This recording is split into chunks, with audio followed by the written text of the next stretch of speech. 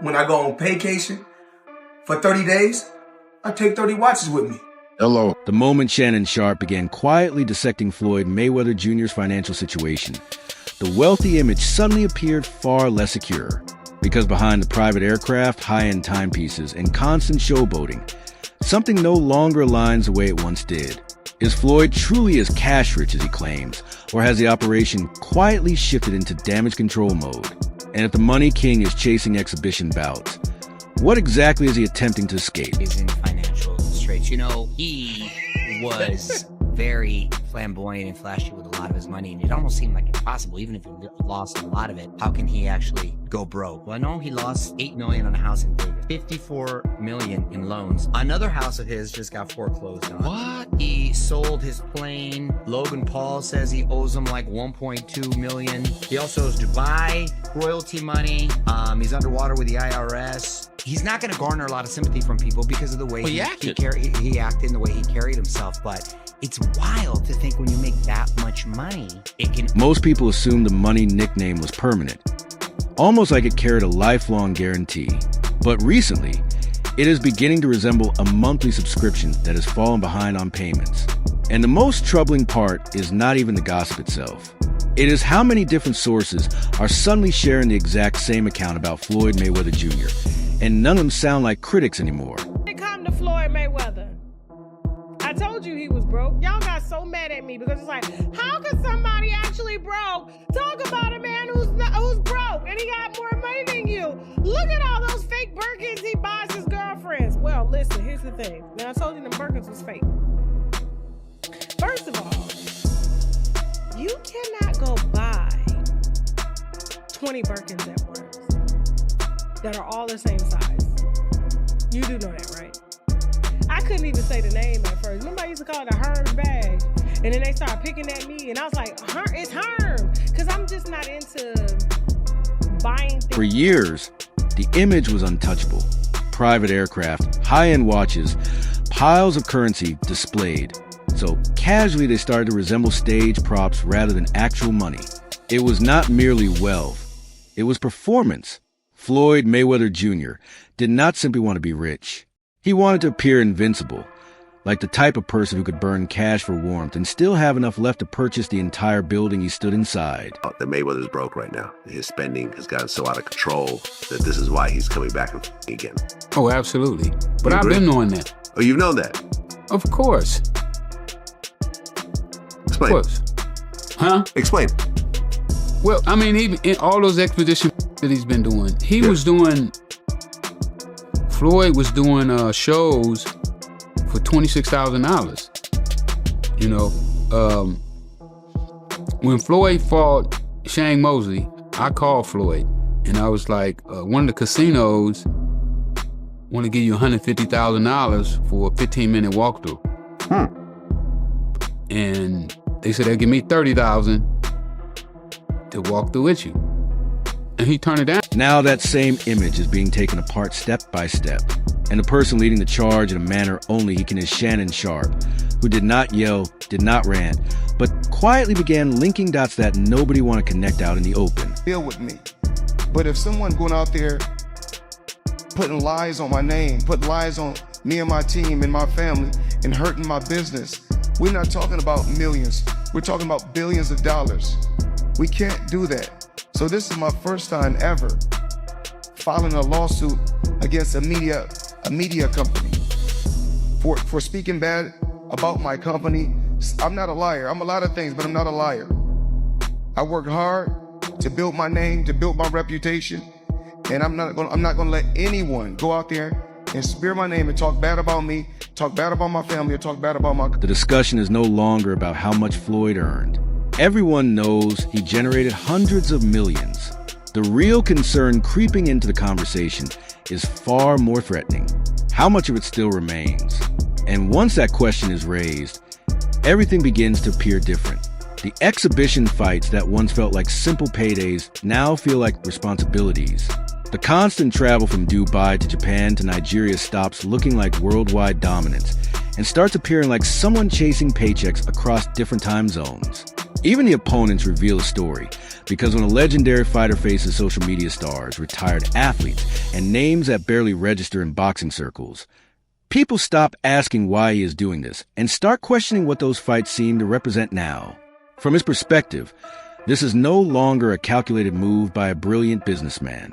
It looks like a legend stretching his legacy too thin just to keep the operation moving. And that word operation is where things become uncomfortable. Because Floyd's lifestyle was never intended to slow down. It was built to expand endlessly upward.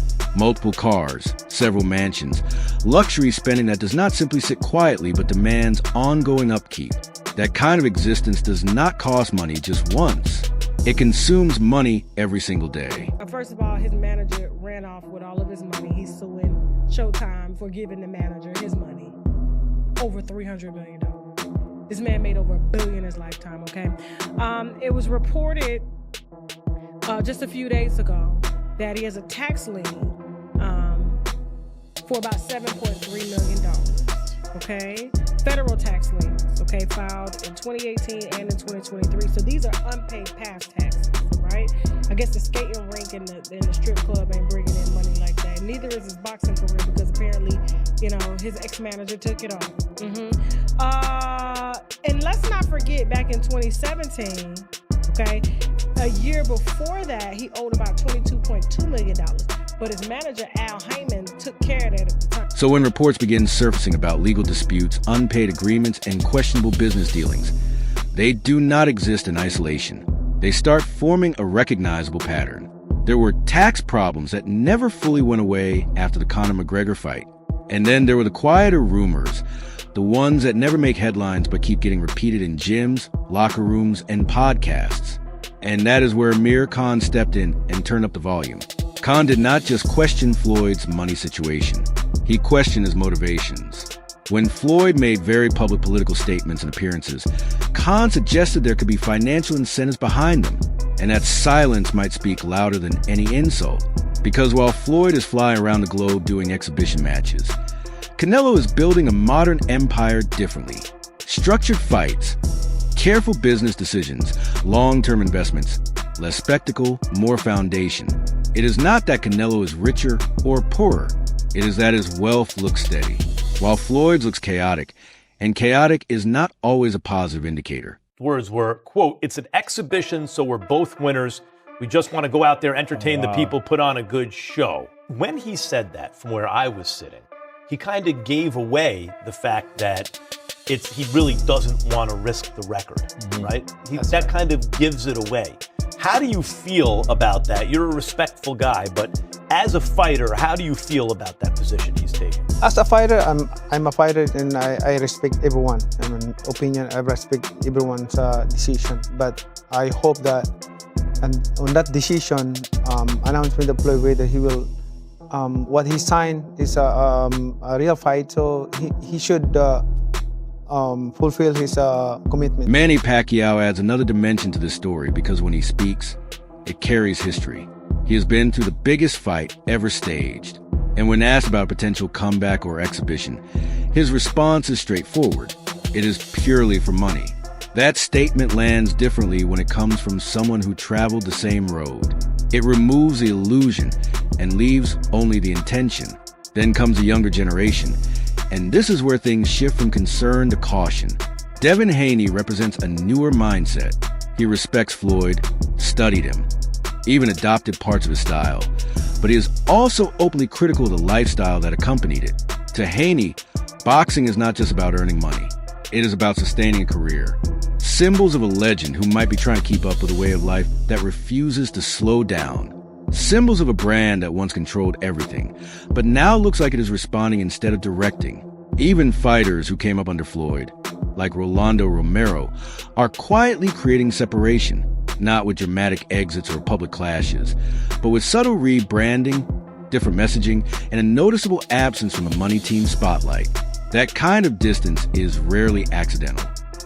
He's running around with one of my guys, Link, from Memphis, and he's doing parties for $26,000, $30,000. So when I see him doing that, I'm like, Floyd doing a party for $25,000, $30,000, something wrong with that. And this was like 6 years ago. I mean, look, Mayweather broke is not our version of broke, right? Me and you being broke means we're really broke. Mayweather broke means that, okay, he may have to sell off one of his homes.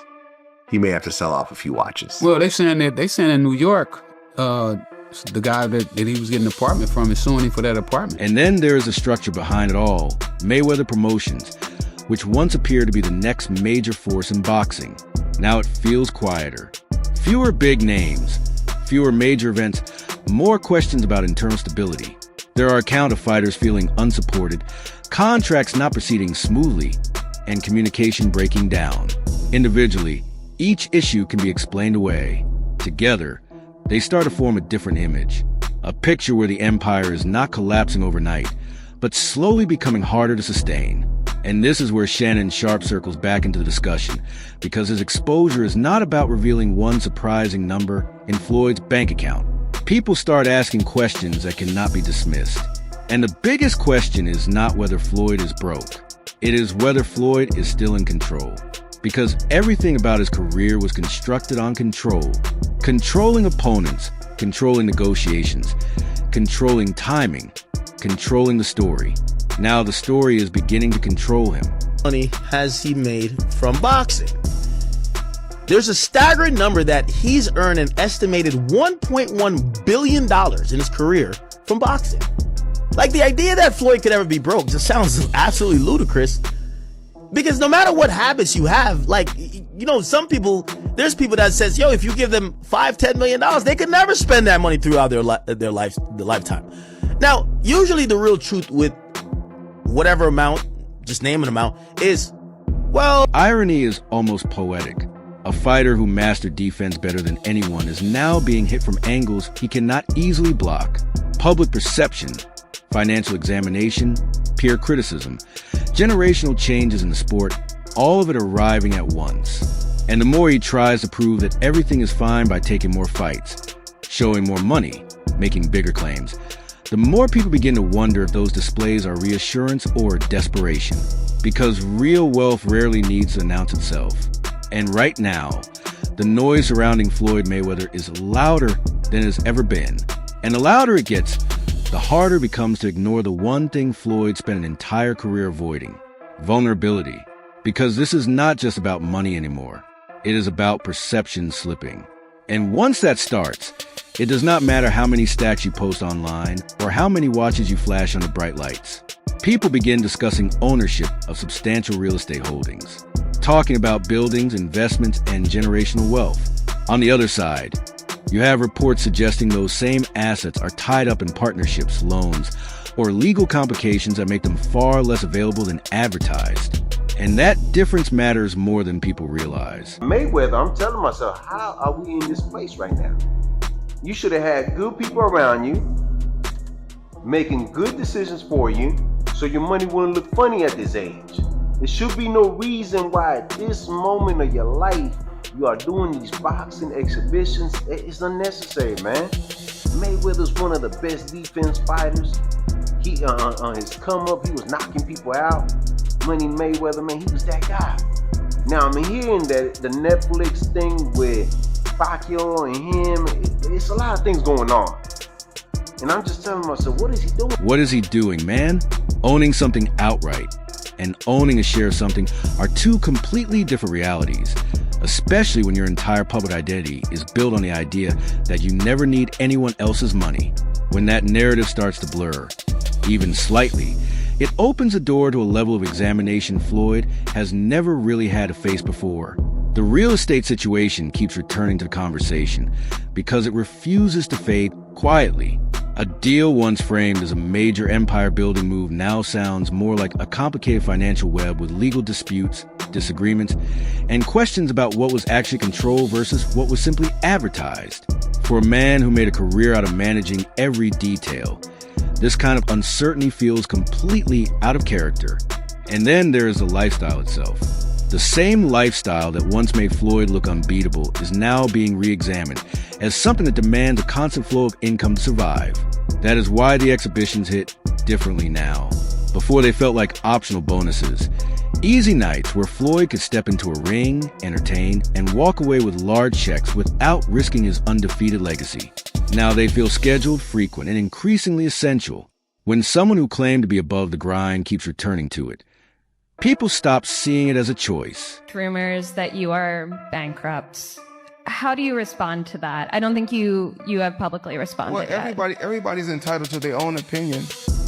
I mean, if we call having 2 private jets, owning 100 buildings, being able to do what you want to do, if that's bankrupt, then I'm pretty sure everybody want to live like that. I'm 48 years old, and I've never sued a media outlet. The media outlet throughout my life has bashed me, talked bad about me, spoke bad about my family. Now, I've always been judged because how I have presented myself when I'm promoting a fight. Even the business side is starting to raise concerns. There was a time when Mayweather Promotions looked like the future, a channel for new talent and major events that would keep Floyd relevant long after retirement. Now it feels quieter, less organized, and in some cases unstable. Fighters who were once proudly associated with the brand are either stepping back or building their own paths entirely. That shift is subtle, but it is powerful. And then there is the question nobody can fully answer yet. What happens if the rumors are true, where the lifestyle remains massive, but the margin for error becomes smaller with every passing year? That kind of pressure changes decision-making. It turns optional moves into necessary ones. It makes quick paydays more attractive than long-term planning. It shifts the focus from building to maintaining, and from maintaining to surviving, without anyone noticing the difference. Yeah. And that is where the story becomes less about numbers and more about direction. Because Floyd Mayweather Jr. is no longer being judged on what he once accumulated, but on the trajectory everything seems to be heading. If the exhibitions keep coming, if the lawsuits keep increasing, if the business side does not tighten back into the machine it once was, then the story will continue sliding in one direction no matter how many reminders of past wealth get posted online. At some point, perception stops reacting and starts deciding. And that shift is dangerous because in boxing, once people sense decline, they do not wait for proof. They move on. The aura fades first, then the leverage follows. And suddenly, the same man who once dictated every term is forced to respond to questions he never had to answer before. The most ironic part of all is that Floyd built an empire on control, precision, and proving doubters wrong at every stage of his career.